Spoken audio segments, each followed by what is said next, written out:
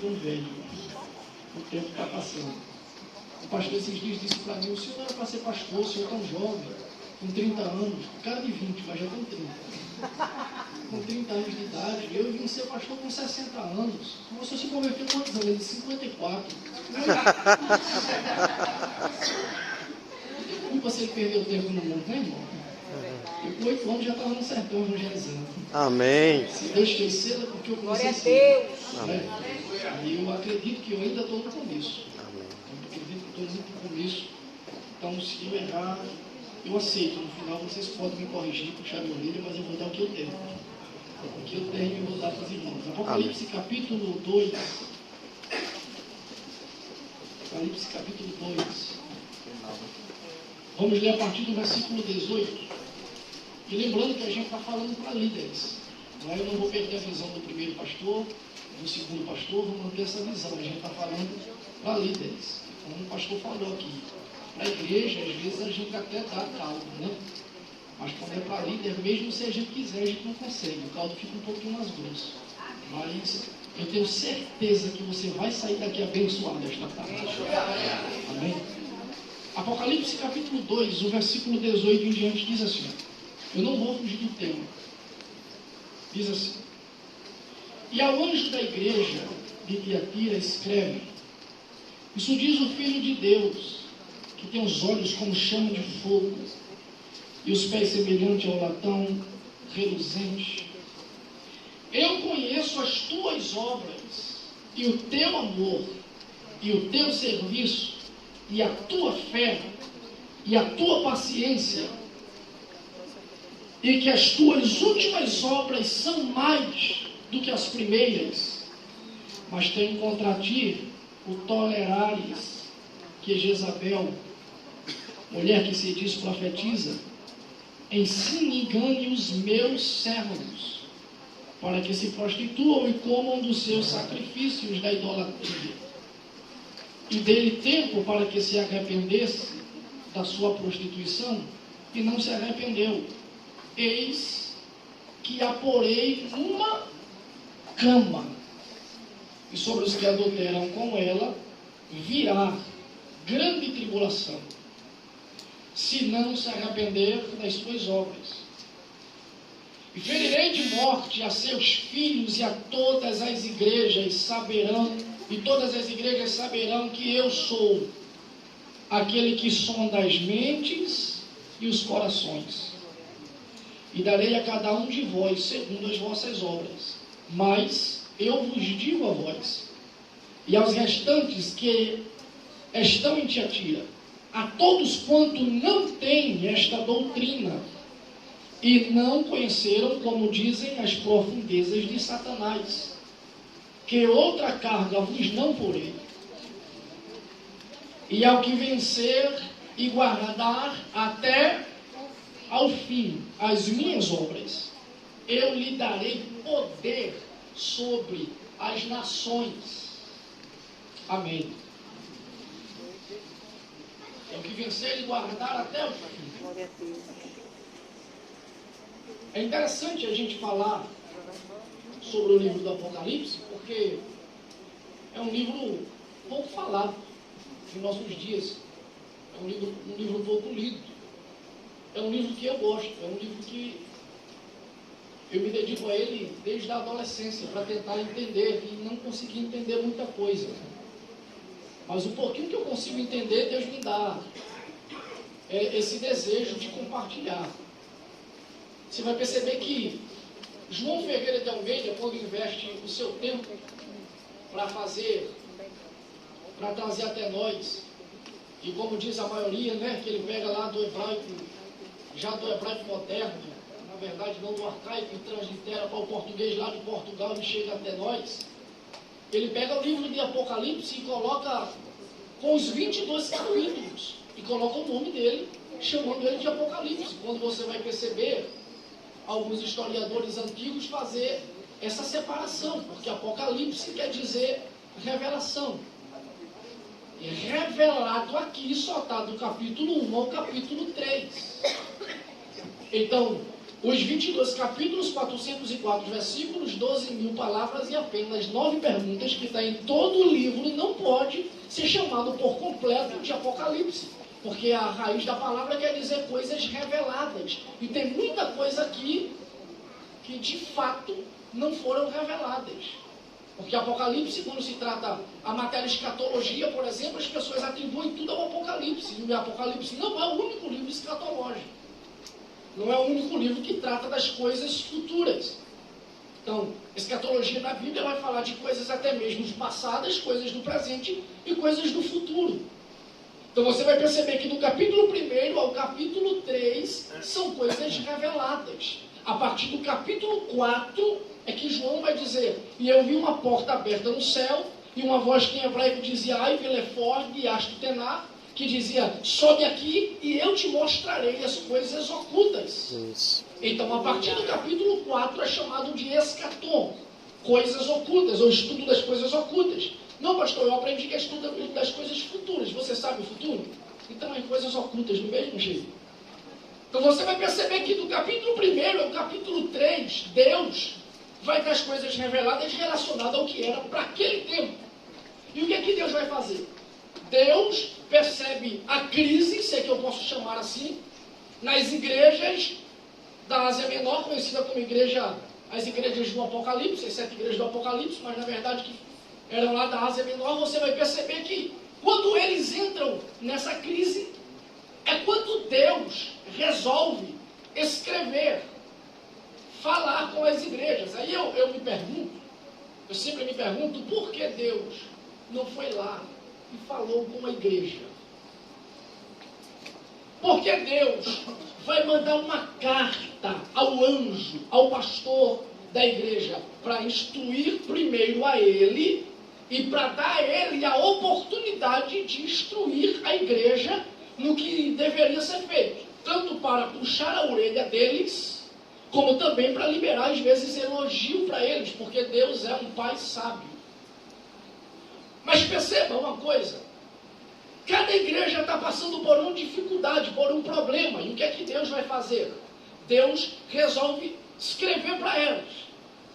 Apocalipse capítulo 1 e o versículo 1, leia comigo, vai dizer assim: revelação de Jesus Cristo, ao qual Deus lhe deu para mostrar aos seus servos as coisas que brevemente devem acontecer, e pelo seu anjo enviou e notificou a seu servo.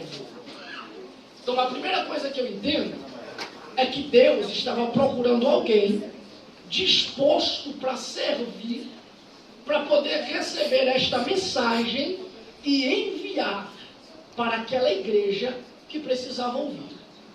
Primeira coisa que eu aprendo aqui é que o servo, que é João, não tem o direito de se sentir orgulhoso, no sentido de soberbo, porque ele tem uma mensagem para tantas igrejas.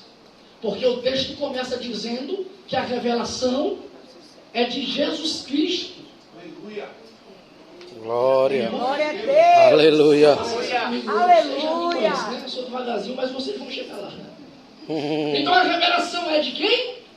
Jesus Cristo. Então se a revelação é dele, ele dá para quem ele? E ele escolheu o servo. Glória a Deus. Então aqui está um problema. Sabe por quê? Porque Deus podia ir direto na igreja. Deus podia ir direto no pastor. E Deus escolhe alguém que não tem nada a ver com a situação para dar a mensagem para ele. Perceba que há uma diferença aqui. João vai passar na peneira de Deus sem ter nada a ver com a situação. Mas a igreja lá em Tiatira entra em crise. Deus precisa falar com ela. E o que é que Deus faz? Deus escolhe alguém para ficar trancado na ilha de Patmos. A igreja que ele não tem nada a ver entra em crise. Deus precisa levar uma mensagem para ela. E o que é que Deus faz? Deus pega uma pessoa que esteja disposta a pagar o preço, vai sofrer lá em Patmos, para receber a mensagem por amor à sua igreja. Mas ele já começa quebrando o ego do obreiro João, dizendo a revelação é de Jesus. Aleluia. Você foi escolhido só para pagar o preço. Eu sei que não pode pegar na mão, então tu bate no sapato do irmão que está no teu coração no pé. Bate no pé dele e diga para ele: a revelação não é A tudo. revelação não é Diga: você foi chamado para pagar o preço. Aleluia. Glória a Deus. Aleluia. Geograficamente, uma coisa não tem nada a ver com a outra. A igreja está lá.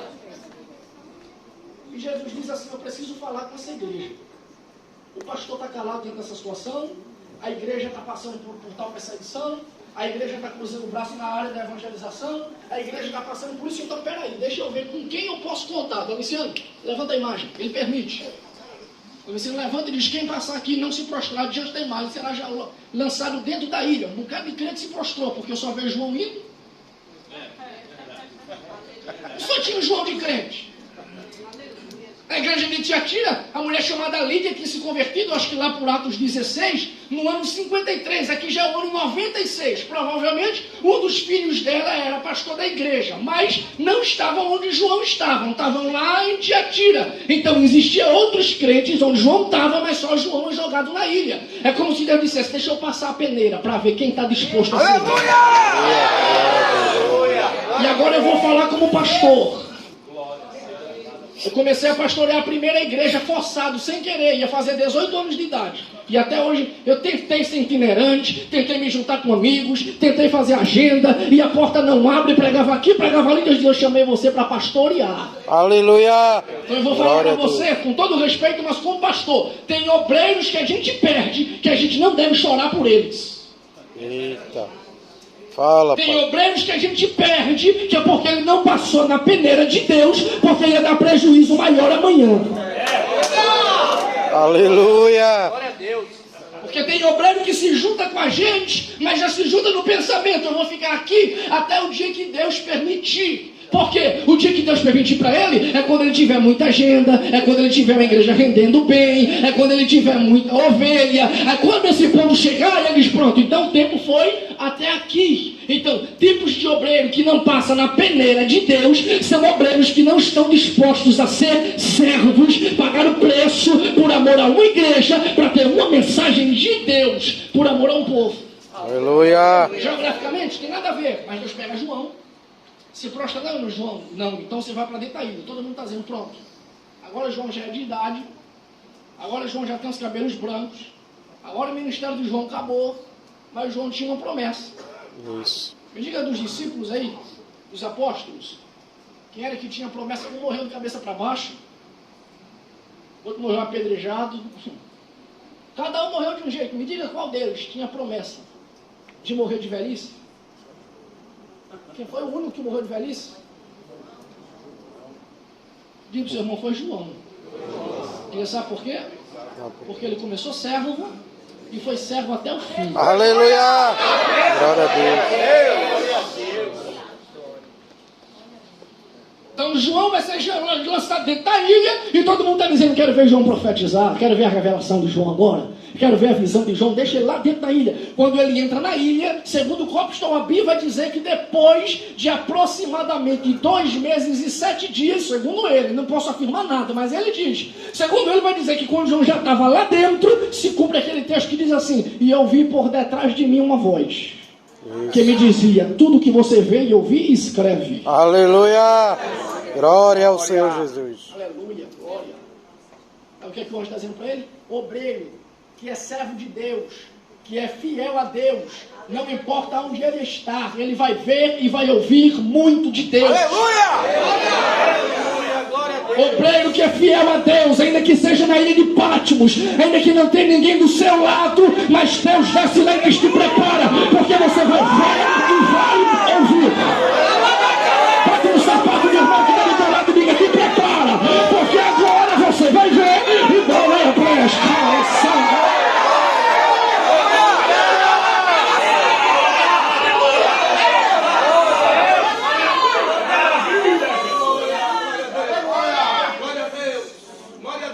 Tem situações que é Deus que coloca você. Tem hora que é Deus que está usando a fofoqueira para falar mal de você, porque senão você não ora. Quer ver uma coisa? Jó entra na prova. Os amigos de Jó dizem, é pecado. Eu vi esses dias um pastor dizer assim, Deus queria mostrar para Satanás que Jó era fiel. Deus não está preocupado com mostrar nada para ninguém, meu irmão. Principalmente para Satanás. Isso mesmo. O projeto de Deus, o negócio de Deus era com Jó. Então, primeiro, Deus dizia, eu vou preparar o coração de Jó com essa prova. Por quê? Porque eu quero abençoar ele 2 vezes mais. Aleluia! Aí, com isso, o próprio Jó faz uma afirmação, que essa prova não traz só bênção financeira, traz espiritual. Ele estava dizendo, antes de quê? Antes dessa situação, eu ouvia falar de ti, mas agora os meus olhos te veem. Aleluia! Bate de novo nessa Glória a Deus. se prepara, você vai ver e vai ouvir. E Deus vai falar e vai mostrar. Deus vai falar e vai revelar. Porque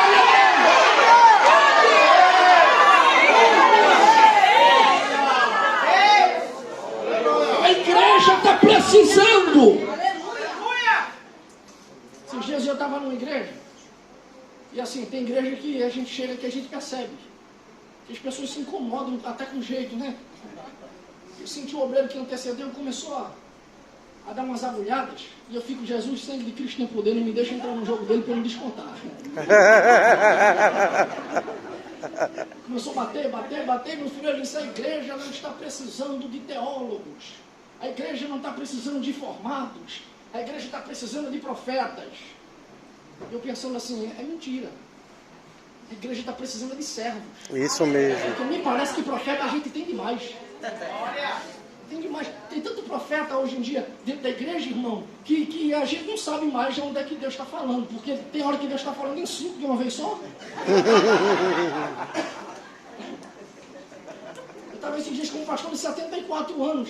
E eu estou fazendo parte hoje da igreja episcopal. Liguei para o senhor em crise. Não foi? Obrigado, pastor, pelo seu conselho. E estava com um pastor numa vigília, irmãos, foi tanto mistério, ele olhou para mim e fez, e agora? Eu acredito em quem? Eu disse, tudo é Deus, pastor, tudo é Deus. A igreja está precisando de servos. Sabe por quê? Porque a coisa mais importante na vida de um servo de verdade, ele não coloca prioridades nos dons. Ele coloca prioridade nos frutos. Aleluia! Não adianta eu ter o dom de profecia, o dom de línguas estranhas, né? O dom de marchar, sei lá como é que chama, por aí, e eu não respeitar meu pastor, não respeitar minha mulher, não perdoar meu irmão, não amar o próximo. Não adianta. Bota o sapato do teu irmão de lado e diga, dá glória a Deus, senão eu vou achar que é você. Está precisando de servo. Aleluia! Glória a Deus! Você é do evangelismo. Agora eu já sou diácono. Agora eu já sou presbítero. O negócio comigo é outro. O evangelismo é para aqueles que estão abaixo. Quem disse que quando no reino de Deus a gente vai crescendo e os serviços vão ficando para trás? Quanto mais a gente vai crescendo, mas o serviço vai aumentando. Isso. Deus não chamou você para trocar o serviço. Deus te deu um serviço a mais. Mas é para continuar fazendo o que você estava fazendo. Ele só te deu algo a mais. Isso. Fala, pai. A igreja de Tiatira entra em crise, o que é que Deus faz? Vou passar a peneira e vou pegar quem passa? João, tu foi aprovado. Foi aprovado, senhor, vai me dar vitória? Não, você vai para dentro de Patmos. Você foi aprovado, chamado para sofrer, para pagar o preço, para ter mensagem, para uma igreja que precisa ouvir você. Aleluia. Tranca ele, e ele lá vai ver e vai ouvir. E quer que eu diga para você as 2 coisas mais bonitas que eu vejo para a gente sair daí e entrar na igreja de Tiatira? As 2 coisas que eu acho mais bonitas aqui, primeira coisa que eu acho é que naquela situação ele começou a escrever o que Deus mandou. Quem está numa situação dessa que vai fazer isso? A maioria da gente aqui ia dizer, escreva, Senhor, escreva até 15 cartas, não é só 7, não, escreva quantas o Senhor quiser, mas me tira daqui primeiro. Depois que o Senhor me tirar, eu faço. Porque tem gente que só faz a obra quando tudo está bem. É verdade. Isso daqui é a diferença entre Tiatira e Éfeso. Na igreja de Éfeso ele vai dizer assim, lembra de onde você caiu, se arrepende e volta ao primeiro amor. Ei. Na igreja de Tiatira ele está dizendo, eu conheço a tua fé, a tua paciência, as tuas obras e sei que hoje você faz mais do que no começo. Então aqui está o problema, ele não está fazendo chantagens com Deus. Ele não está dizendo, eu só faço se o Senhor me tirar daqui, se o Senhor me der vitória. Ele está dizendo, não interessa, eu fui chamado para fazer, mesmo na ilha, prisioneiro, arriscando a vida, mesmo assim. Eu vou escrever, Senhor, eu vou fazer o que o Senhor me chamou para fazer. O Senhor me deu mensagem, eu vou entregar, eu vou pregar mesmo doente, eu vou pregar mesmo preso, não interessa, eu vou fazer. E ele faz. E a segunda coisa é que depois que ele faz, aí começa o capítulo 4, dizendo que ele foi arrebatado no Espírito. Deus separa o espírito da matéria, leva ele para a sala do trono e ele vai chorar, porque vê o livro fechado. Está aqui, o segundo exemplo de quem é cego. Ele não se conforma em ir para o céu só. Se o anjo conversasse com João, ele ia dizer, João, está chorando por quê? Tu está no céu, tu está na sala do trono de Deus, olha ali o arco celeste, olha os 24 anciões, é coisa linda. E ele está dizendo, mas não tem ninguém que abra o livro. Porque é como se ele dissesse assim, não adianta eu estar salvo e ir para o céu só. Quem é servo, ele se sensibiliza. Ele diz, eu estou salvo, mas tem jovens morrendo das drogas. O meu casamento está bem, mas tem casamentos perdidos na igreja. Eu estou bem, mas tenho que ajudar outras pessoas. Aleluia! Não adianta só eu estar bem e tanta gente morrendo. Então ele foi chamado para pagar o preço. Guarde isso, ele foi chamado para pagar o preço por amor à igreja. Mas por quê? O que é que está acontecendo com a igreja de Tiatira? A igreja de Tiatira, o Senhor vai começar elogiando. Veja que coisa bonita o Senhor vai falar para ele. A cerca de 59 quilômetros depois de Pérgamo, o rapaz tem que fazer o mesmo percurso para entregar a carta. E quando entrega, que ele vai ler, ele vai começar a ler. E ao anjo da igreja que está em Tiatira escreve, eu sei quem é você. Isso é Deus falando para o pastor passar para a igreja. Eu sei quem é você, eu conheço a tua paciência, eu conheço a tua fé, eu sei das tuas obras, eu sei que o teu amor agora está maior do que no começo. Eu sei que você começou a fazer a obra de um jeito e agora você está fazendo melhor. Mas eu só tenho uma coisa contra você. Porque Deus sabia que tinha uma coisa que não ia deixar eles ir até o fim. E quando Deus percebe certos empecilhos na nossa frente, o próprio Deus entra no nosso ministério. Aleluia! Para arrancar esses empecilhos. Aleluia! Glória a Deus. Se você manter a tua visão ligado no que Deus te deu e no para que Deus te chamou, não perca tempo com o que se atravessar no teu caminho. Porque o ministério é de Deus e quem vai cuidar dele é Deus. Ou você acha que você tem um ministério porque você começou a estudar e gostou de pregar? Ou você acha que Deus te deu um ministério quando tu levantou a mão e disse, eu aceito Jesus? Ou no dia que você foi batizado no Espírito Santo? Nada disso. Jeremias, na hora de conflito com Deus, Deus deu uma explicação para ele que ele precisava ouvir no versículo 5 do capítulo 1. E disse, antes que você se formasse no ventre da tua mãe, eu já te conhecia. E antes de você saísse da madre, eu já tinha te santificado e dado às nações você por profeta. Aleluia. Bate no sapato, irmão, que está ao teu lado, e logo diga isso para ele. Diga, Deus te chamou antes que você nascesse. Diga, o teu ministério é determinação de Deus. Se o diabo atravessar o caminho, Deus vai atropelar, porque a tua chamada é esse Deus. Se você parar é porque você não tem chamada. Se você parar é porque você não confia no Deus que te chamou. Mas quem acredita na sua chamada vai até o final. Aleluia! Até o final. Tem hora que a gente entra nesses conflitos mesmo. Tem hora que a gente entra no quarto e diz, mas não, Senhor, não dá certo. Mas é como Jeremias disse, a tua palavra na minha boca é uma vergonha. Mas ele sentiu os ossos queimando. E quando ele menos esperava, ele já estava falando.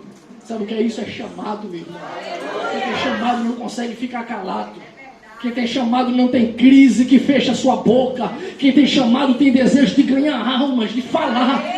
Se você veio aqui nesta EBL, a 16ª, e veio neste conflito, nesta crise, você talvez não quer parar, mas a situação diz para parar, a tua mente diz para parar, e você está numa batalha espiritual. Deus te trouxe aqui esta tarde para te dizer, eu estou quebrando este empecilho, você não pode parar, a igreja precisa do teu ministério. Levante a mão e dê glória para Jesus. Eu estou sentindo a presença de Deus. Que veio o primeiro problema aqui. Primeiro problema. meu óculos quebrou para ver ele. Então o que acontece? Deus vai dizer para ela assim, ó, é maior, agora tem um problema, tem uma coisa contra você. É que você está tolerando Jezabel, o ministério, ou os ensinamentos. Alguns traduzem pela palavra win, que significa esposa. Se você pegar, provavelmente aí, deixa eu citar alguns, Hernandes Dias Lopes, Russell Champlin, alguns traduzem por esposa. Outros traduzem pelo ensinamento errado, porque veio lá de Jezabel, deu continuação em Atalha, que era filha de Jezabel, que invadiu, que foi bloqueado o seu trabalho pelo reinado do menino Joás, que eu acho que você lembra. Então, alguns traduzem por esse ministério, pelos ensinamentos errados, outros por esposa. Mas o que acontece? Deus está dizendo, eu tenho contra você, porque você está tolerando. Se os líderes daquela igreja fossem dizer, Senhor, mas a gente não aceita essas coisas erradas. Deus está dizendo, mas eu não estou dizendo que você aceita, estou dizendo que você tolera. E quem cala é conivente. Isso mesmo. Que Deus tinha contra eles é o tolerar.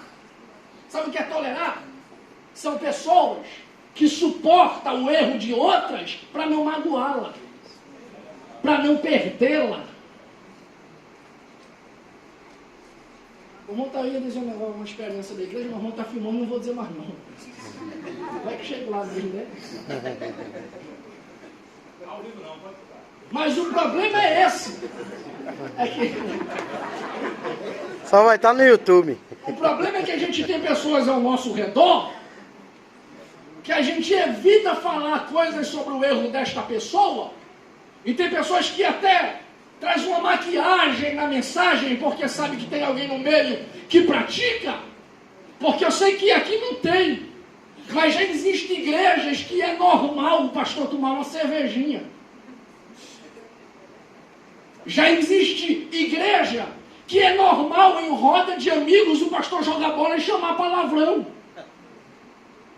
Já existe igreja que é normal, obreiro, está de madrugada na internet, a esposa dormindo e ele conversando com a mulher dos outros. Fala, pai. Me perdoe, pastor, essa saiu. Fala, pai. Aí o que Deus está dizendo para ele não é nada, é que você está tolerando. E eu não chamei você para tolerar pecado de ninguém. Eu chamei você para falar, para glória a Deus. Para anunciar a verdade. Aleluia.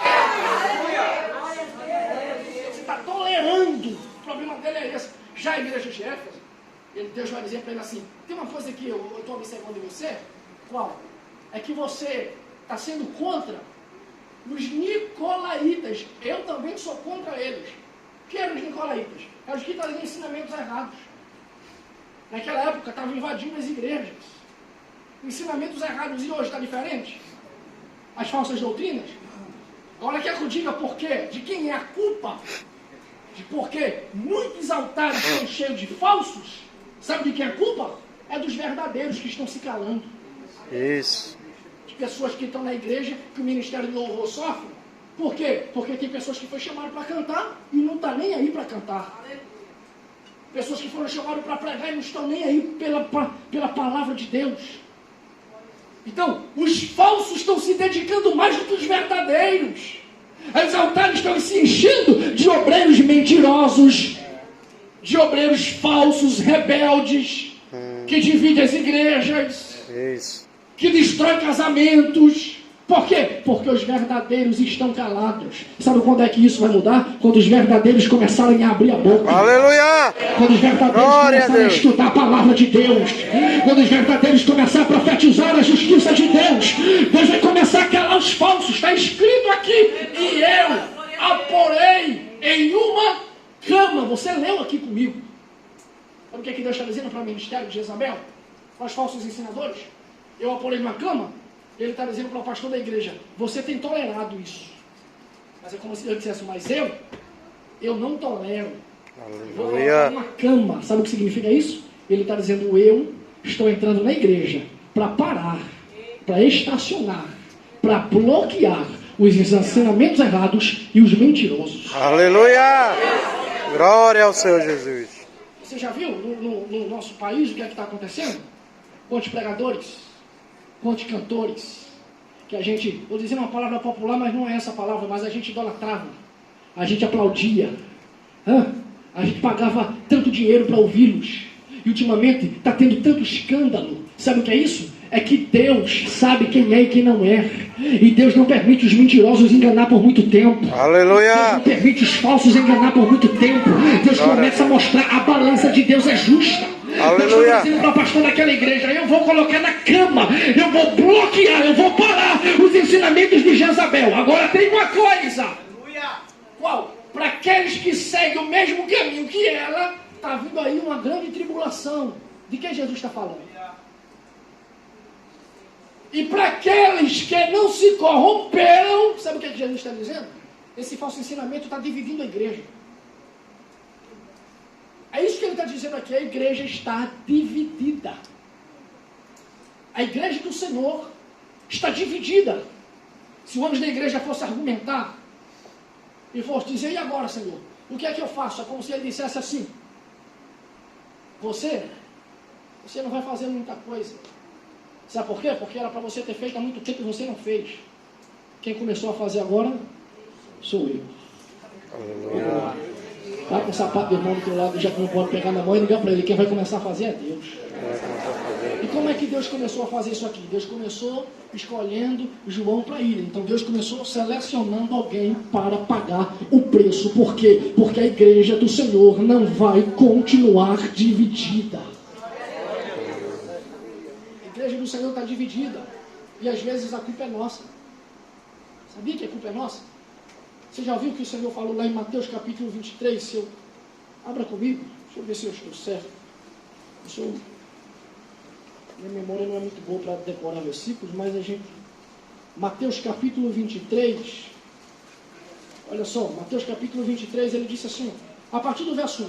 Então falou Jesus à multidão e aos seus discípulos, divisão, dizendo: na cadeira de Moisés estão assentados os escribas e fariseus. Observai, pois, e praticai tudo o que vos disserem, mas não procedais em conformidade com as suas obras, porque dizem e não praticam. Sabe o que ele está dizendo? Os líderes de vocês, publicanos e fariseus, pessoas que lideram, e esses líderes, a gente é líder. Estou falando para a liderança. Você que lidera jovens, você que lidera irmãos, você que lidera igreja, você que... A gente é líder. E ele está dizendo, tudo que eles falarem ali, vocês podem ouvir. Eles estão falando a verdade.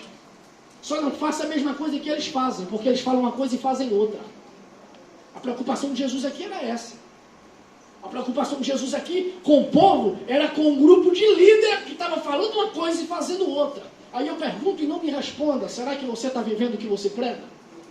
Será que você está ensinando para essas pessoas que param para te ouvir, mas você está mostrando isso com obras, com atitude, com frutos? Será que elas veem essa sinceridade, essa verdade em você? Do que você fala, ela vê isso na prática? Porque depois ele vai dizer aí que ele tem colocado um jugo sobre eles, que eles mesmos não movem um dedo para carregar. Sabe o que é isso? É a liderança que coloca um peso. É assim, não se converteu? Não, irmão, vinga como o senhor está. Do jeito que o senhor tiver, Jesus lhe quer. Que é para constar no relatório que eu ganhei uma alma para Jesus. Mas depois que veio no primeiro culto, não, irmão, pode não. O senhor, agora sua roupa é assim, sua amizade é assim, você tem que falar assim. E ele faz uma lista que o cara nunca mais vai na igreja. Por quê? Porque eles querem pegar os costumes deles e colocar no lugar do Espírito Santo, quem regenera, quem muda, quem transforma. Aleluia! É o Espírito de Deus. Quando eu quero transformar você de fora para dentro, eu estou fazendo você virar um hipócrita. Você ser uma coisa que você não deseja. Você não vai passar muito tempo na igreja. Quando eu deixo o Espírito de Deus começar a mudar você de dentro para fora, você permanece até o fim. Aleluia! Então a igreja estava dividida. E a igreja dividida, Deus precisou pegar João. E Deus pega João e escreve, e ele está dizendo, olha, eu vou pôr na cama. Agora aqui é um problema. Primeiro, para os verdadeiros receberão o direito de receber o poder sobre as nações. E eu vou explicar do que ele fala aqui. Mas para aqueles falsos que estão andando segundo as doutrinas e os ensinamentos errados, ele está dizendo, está vindo aí uma grande tribulação. Uma tribulação sobre vocês. Sabe o que ele está dizendo? A igreja está dividida, tem os verdadeiros e os falsos, mas vai continuar. Agora, haverá um momento que essa divisão vai acabar, porque a maior divisão vai ser feita pelo Senhor, que é chamado de joio. Pronto. Aí até mesmo aquela equipe de líder que se apresenta diante do Senhor, são os hipócritas que gostam de aparecer, eles vão chegar para o Senhor e vão dizer: Senhor, no teu nome eu expulsei demônios, no teu nome eu falei em línguas estranhas, no teu nome, Senhor, eu curei os enfermos. O Senhor vai dizer: foi, mas apartai-vos de mim, malditos, porque eu não te conheço. Aleluia, glória. Aqui está o problema de que adianta você passar a vida toda na igreja e no final você não ir para o céu.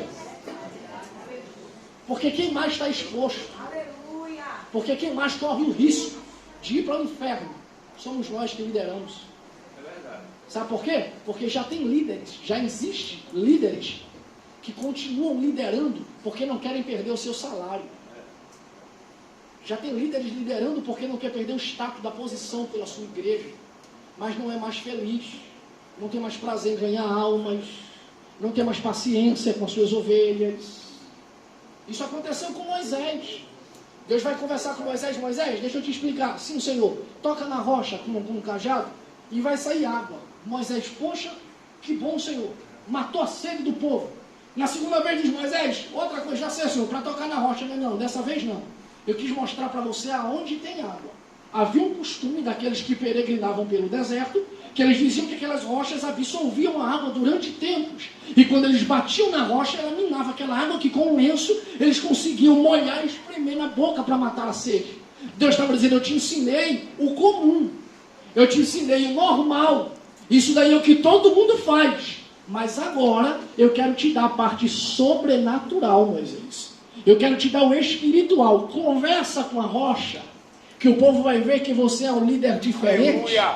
Que quando você conversar com a rocha, ela vai dar água do mesmo jeito. Moisés perde a paciência aí. Eu disse: por causa disso tu não entra na terra. E é isso aqui que está acontecendo. Deus não chamou. O problema é que a gente se desespera com a igreja, a gente se desespera com as pessoas que a gente está liderando, a gente entra em agonia porque a gente quer convencer a fim da força, porque a gente quer mostrar, porque a gente quer fazer, e a gente ainda não entendeu que a gente não foi chamado para fazer nada, a gente foi chamado para servir. Deus só quer que você faça a sua parte.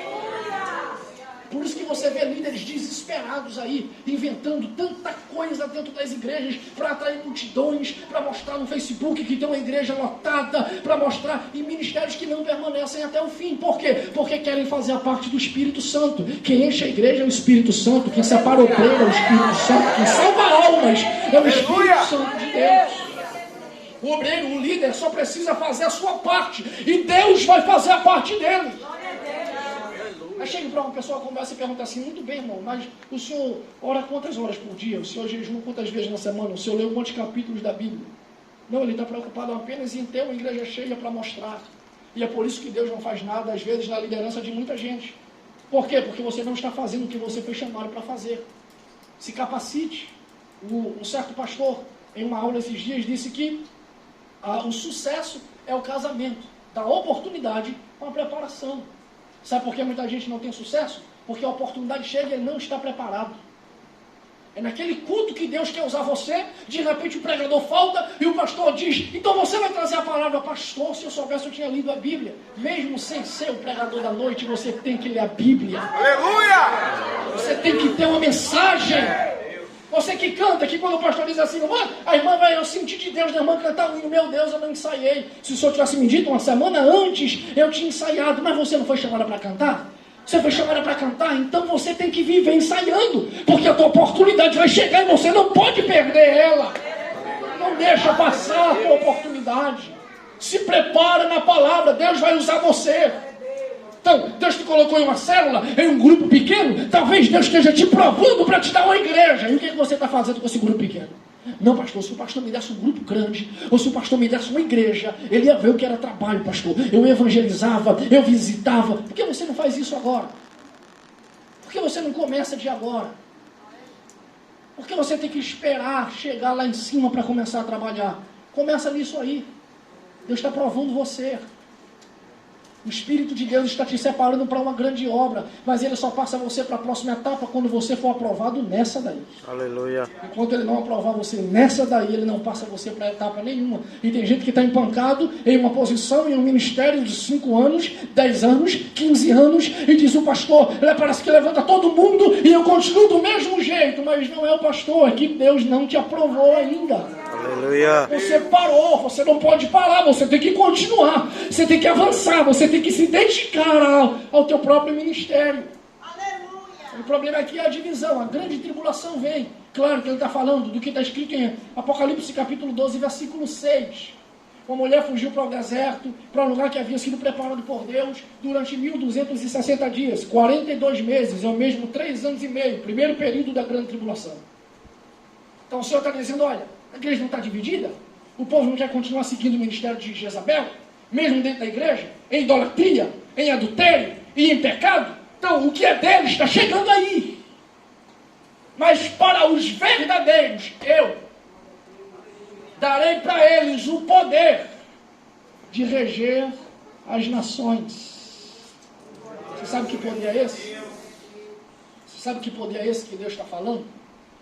Tem vários significados. Mas eu vou te dar um deles. O poder que o Senhor estava dizendo ali, ele diz claro, para aqueles que vão até o fim.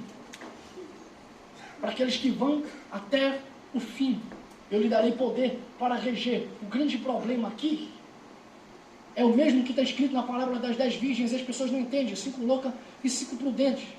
Que depois dos 7 dias de festa, que pela história 7 dias de casamento, alguém grita, lá vem o noivo! E as outras 5 dizem, eita, será que dá tempo aí comprar? Acabou. E quando ela volta, a porta fechou. Os 7 dias já passam. A Bíblia diz que o Senhor virá com seus milhares de anjos e pisará sobre o Monte das Oliveiras. Após esse episódio, Satanás será preso por 1000 anos, e é claro que aí dá início a um período chamado o milênio, na Bíblia, que não vale a pena a gente entrar, porque o assunto é outro, o milênio. Mas quem virá com o Senhor naquele dia é chamado de parousia, a vinda visível do Senhor, porque na primeira não dá tempo ver nada. Porque Paulo disse, aqueles que morreram em Cristo ressuscitarão primeiro, e nós que estamos vivos seremos arrebatados. A igreja vai promover a grande discussão na terra de aonde foi parar este povo. Mas na próxima, aí o problema é diferente. Por quê? Porque na próxima a gente vai ver e vai estar com o Senhor. Aleluia. E daí a igreja, aqui, claro que tem hoje que ele fala de uma pedra com nome, tem outro que ele fala da árvore da vida, mas aqui ele está dizendo o poder de reger as nações. Ele dizendo, eu vou vir para organizar a casa, vou vir para prender Satanás, e aqueles que ficaram firmes até o fim, vão estar do meu lado e vão reinar comigo. Aleluia. Deus estava dizendo que ia organizar a casa de Tiatira, mas ia organizar por completo. E quando eu falo de organizar a casa, eu vi uma pessoa falar esses dias, é interessante. Quando Isaías vai até Ezequias e diz assim para ele, arruma a tua casa, organiza a tua casa, dependendo da tradução bíblica, porque tu vai morrer e não vai viver.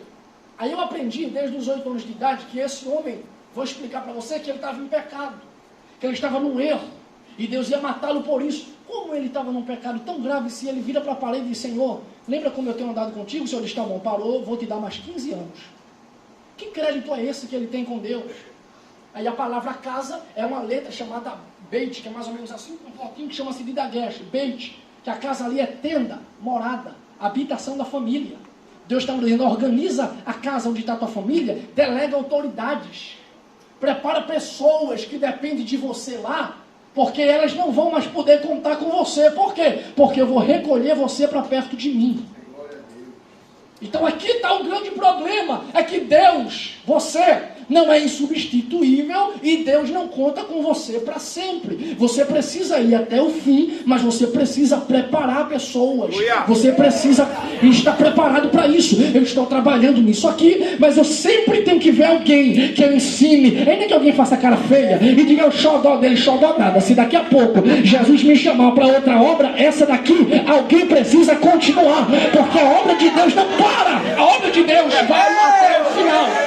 Bota o sapato, irmão, que está do outro lado, diga para ele, vá até o fim, mas prepare alguém.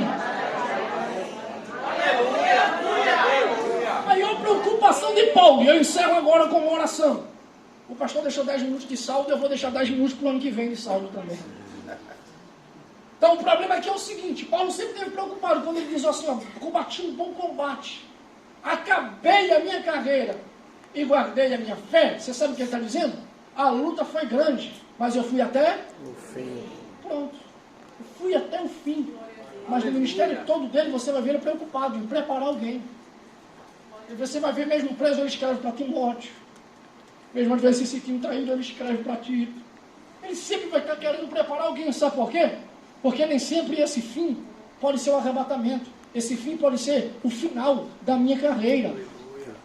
Mas quando acabar o meu tempo de ministério, não quer dizer que a obra de Deus parou.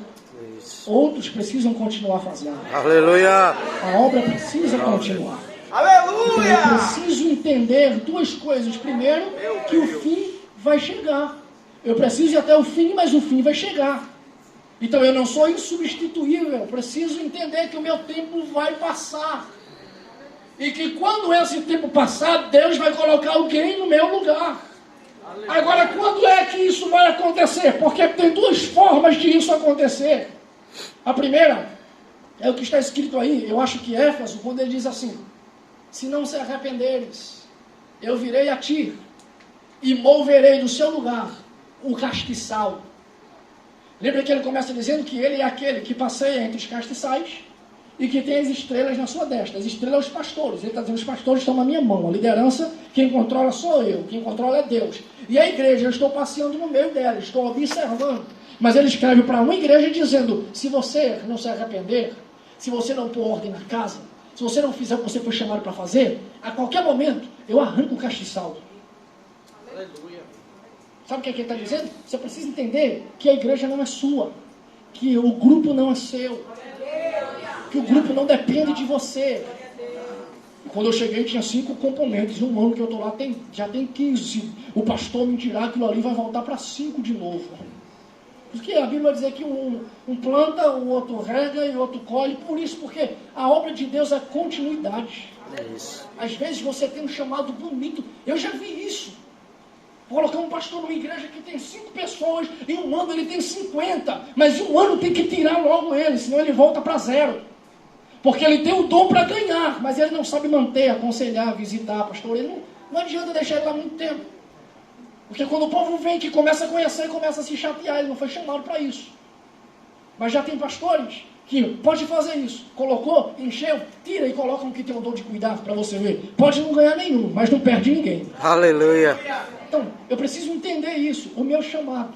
Então, quando eu chegar no final, será que o Senhor tomou ou será que eu fui até o fim? Como é que você vai acabar o teu ministério? Como é que você vai encerrar a sua carreira? Como será o final da na tua chamada? Será que o Senhor vai tomar porque você foi incapaz? Porque você não foi útil para a obra? Ou será que você chegou até o final com excelência? Você chegou até o final com perfeição e Deus disse, você combateu um bom combate. Você foi até aqui e eu preciso colocar outro no seu lugar, mas você foi excelente no seu ministério. Será que Deus tirou você ou Deus tomou o teu trabalho? Se coloca de pé. Aleluia. Uma permissão do pastor. Eu vou orar por você.